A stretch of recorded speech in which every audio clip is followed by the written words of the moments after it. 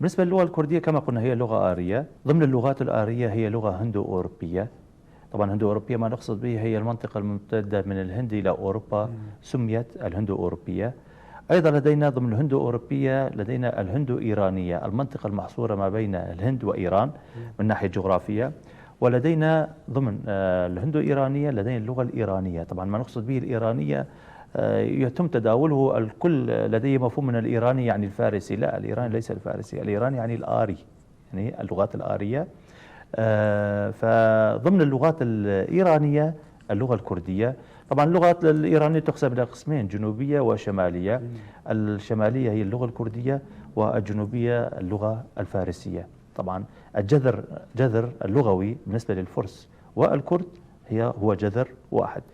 طبعا اللغة الكردية هي لغة قديمة جدا، تعود إلى تلك الحضارات القديمة لقبل الميلاد، يعني 3000 أو 4000 أو 5000 سنة.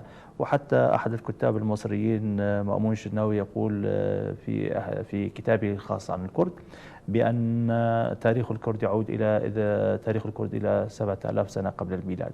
يعني تاريخ قديم وشعب عريق، وهو شعب أساسي ومكون رئيسي بمنطقة الشرق الأوسط.